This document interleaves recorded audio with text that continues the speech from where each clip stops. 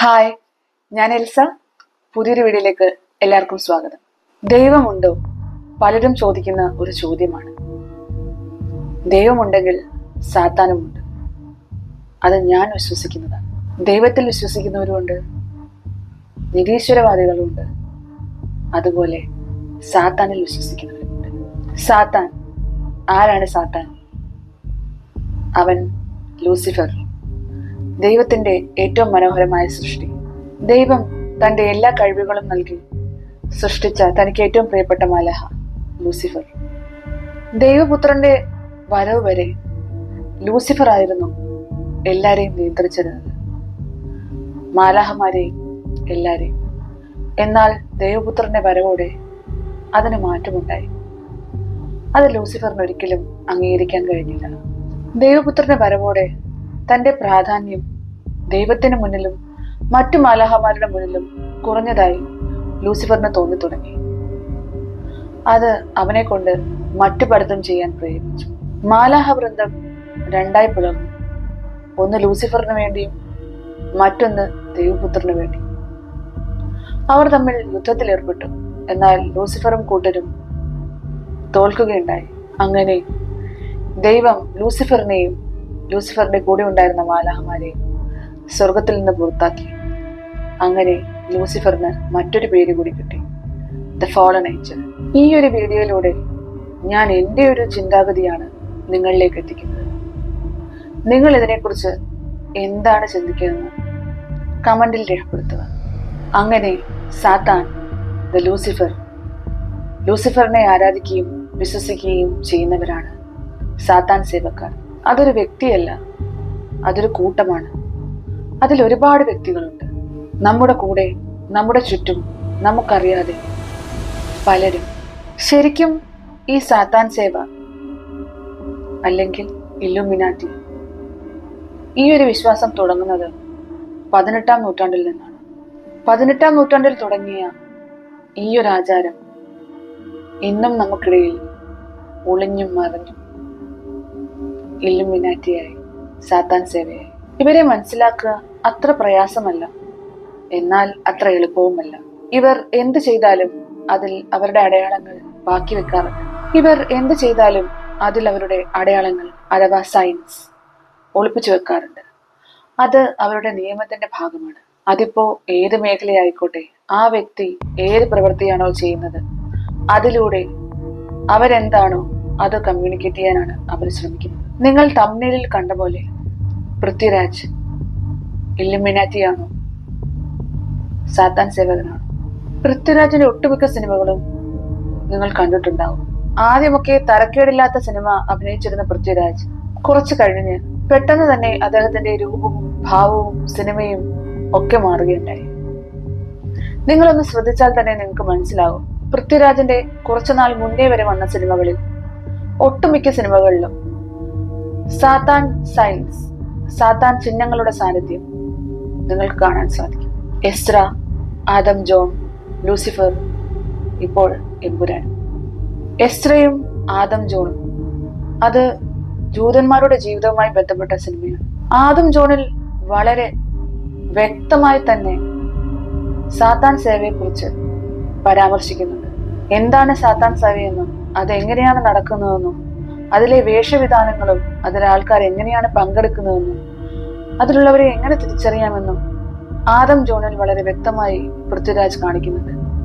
എന്നാൽ എസ്രയിലാകട്ടെ ജൂതന്മാരുടെ കഥ പറയുന്നതിനോടൊപ്പം ഡി ബുക്ക് എന്നൊരു വസ്തുവിനെ കുറിച്ചും പൃഥ്വിരാജ് പരാമർശിക്കുന്നുണ്ട്. എന്താണ് ഡി ബുക്ക്?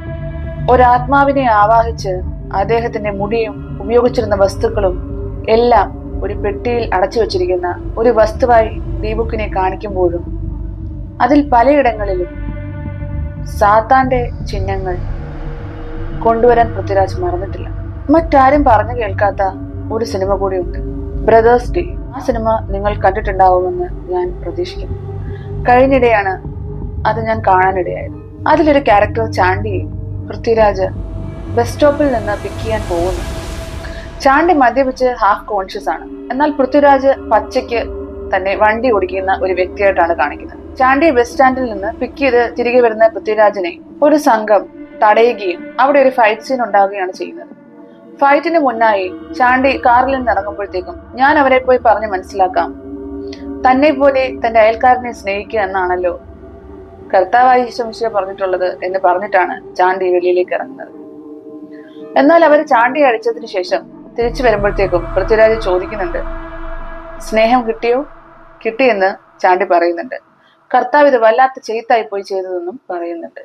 പോയ വഴിയെ അടിച്ചില്ലെങ്കിൽ അടിച്ച വഴിയെ തെളിക്കുക എന്നുള്ള രീതിയിൽ എന്തോ ഒരു ഡയലോഗ് പൃഥ്വിരാജ് പറഞ്ഞതിന് ശേഷം കേട്ടിട്ടുണ്ടോ എന്ന് ചാണ്ടിയോട് ചോദിക്കുമ്പോൾ ഇതാര് പറഞ്ഞു എന്ന് ചാണ്ടി പൃഥ്വിരാജിനോട് ചോദിക്കുന്നു. പൃഥ്വിരാജ് അപ്പോൾ പറയുന്ന ഒരു വാക്കുണ്ട്, ലൂസിഫർ. എന്തിനാണ് ലൂസിഫറിനെ ഈ സിനിമയിലും കൊണ്ടുവന്നത്? നമ്മളെല്ലാവരും ഇരു കൈ നീട്ടി സ്വീകരിച്ച പൃഥ്വിരാജിന്റെ ലൂസിഫർ ഈ മൂവി തന്നെ നമുക്കിപ്പോൾ ആദ്യം എടുക്കാം. ഇതിൽ പൃഥ്വിരാജ് നമ്മൾ അറിയാതെ പല ചിഹ്നങ്ങളും ഒളിപ്പിക്കുന്നുണ്ട്. അതില് ലാസ്റ്റ് സീനിൽ നിങ്ങൾ ശ്രദ്ധിച്ചിട്ടുണ്ടോ? വിവേക് ഒബ്രോയെ കൊല്ലാൻ വരുമ്പോഴത്തേക്കും നമ്മുടെ ലാലേട്ടൻ ഇരിക്കുന്ന ഒരു ഇരിപ്പിടം കാണിക്കുന്നുണ്ട്. അതിന് പിന്നിലായി ആദ്യം ജസ്റ്റ് ഒന്ന് മിന്നിമാഞ്ഞു പോകുന്ന ഒരു ചിഹ്നമുണ്ട്, ഒരു മൂങ്ങയുടേത്. വിസ്ഡം ഓൾ അല്ലെങ്കിൽ ഓൾ ഓഫ് മിനർവ എന്നാണ് ആ ചിഹ്നത്തിന്റെ പേര്. അതും ഒരു സൈത്താനിക് സിംബലാണ്. ആ ചിഹ്നമാണ് ലാലേട്ടൻ ഇരിക്കുന്ന ഇരിപ്പിടത്തിന് പിന്നിലായി കാണിച്ചിരിക്കുന്നത്. ലൂസിഫർ എന്നുള്ള സിനിമയിൽ ലാലേട്ടൻ സഞ്ചരിക്കുന്ന കാറിന്റെ നമ്പരും 666, അതും സാത്താനിക് നമ്പറാണ്. കുരിശിൽ തറച്ച് കഴുത്തൊടിഞ്ഞു കിടക്കുന്ന ഒരു യേശുവിനെ അതിൽ കാണിക്കുന്നുണ്ട്. യേശുവിന്റെ കഴുത്തിൽ ചുറ്റിപ്പിണഞ്ഞൊരു പാമ്പും, ആ പാമ്പ് അതിന്റെ തല കൊണ്ട് തന്നെ അതിന്റെ വാൽ തിന്നാൻ നോക്കുന്ന ഒരു സീനുണ്ട്. ഇതെല്ലാം സൈത്താനിക് സിംബലാണ്. ഇതെല്ലാം നമ്മൾ ഇരുകയും വീട്ട് ചിരിച്ച ലൂസിഫറിൽ പൃഥ്വിരാജ് ഒളിപ്പിച്ച ചില ചിഹ്നങ്ങളാണ്. ഇത് മാത്രമല്ല, ഒട്ടേറെയുണ്ട്. ഇതെല്ലാം കമ്മ്യൂണിക്കേറ്റ് ചെയ്യാൻ പൃഥ്വിരാജ് എന്തുകൊണ്ട് സിനിമ തിരഞ്ഞെടുത്തു? കാരണം പൃഥ്വിരാജിന്റെ മേഖല സിനിമയാണ്. മാത്രമല്ല വിഷ്വൽ മീഡിയ ഭയങ്കര പവർഫുള്ളാണ്. നമ്മളിലേക്ക് ഏത് ഐഡിയയും കമ്മ്യൂണിക്കേറ്റ് ചെയ്യാൻ വിഷ്വൽ മീഡിയയ്ക്ക് വളരെയധികം സാധിക്കും. ഈ ഒരു സീക്രട്ട് ഗ്രൂപ്പിലേക്ക്, ഈ ഒരു സാത്താൻ സേവാ സംഘത്തിലേക്ക് അല്ലെങ്കിൽ ഇല്ലുമിനാറ്റിയിലേക്ക് നിങ്ങൾ കാലെടുത്ത് വെച്ചു കഴിഞ്ഞാൽ പിന്നീട് നിങ്ങൾക്ക് തിരിച്ചൊരു മടക്കയാത്രയില്ല. മടങ്ങാൻ അവരോട് സമ്മതിക്കുകയില്ല. അവരുടെ ലക്ഷ്യങ്ങളും ഗൂഢവിചാരങ്ങളും മനസ്സിലാക്കി കഴിഞ്ഞു അതിൽ നിന്ന് പുറത്തേക്ക് മാറാമെന്ന് വിചാരിച്ചിട്ട് പലർക്കും സാധിച്ചിട്ടില്ല. അങ്ങനെ പിന്മാറിയവർക്ക് വന്നിട്ടുള്ള ഗതി പറഞ്ഞറിയിക്കാൻ പറ്റുകയുമില്ല. ഇതിൽ പെട്ടുപോയാൽ തിരിച്ചൊരു മടക്കയാത്രയില്ല. അബ്രഹാം ലിങ്കണെ പോലെ, ജോൺ എഫ് കെനഡിയെ പോലെ, മൈക്കിൾ ജാക്സനെ പോലെ, ബോബ് മാർലിയെ പോലെ നിഗൂഢമായ ഒരു തെളിവുകളും അവശേഷിക്കാത്ത, ഇന്നും തെളിയിക്കാൻ സാധിക്കാത്ത ഒരു മരണമായിരിക്കും അവരെ കാത്തിരിക്കുന്നത്. സാത്താൻ, ലൂസിഫർ, ദ ഫാളൻ ഏഞ്ചൽ, ഇനി അതിൽ മറ്റൊരു പദം കൂടി, എമ്പുരാൻ. എമ്പുരാനിൽ പൃഥ്വിരാജ് ഒളിച്ചു വെച്ചത് എന്തൊക്കെയാണെന്ന് അറിയണമെങ്കിൽ അത് മറ്റൊരു വീഡിയോയായി ഞാൻ ചെയ്യുന്നതായിരിക്കും.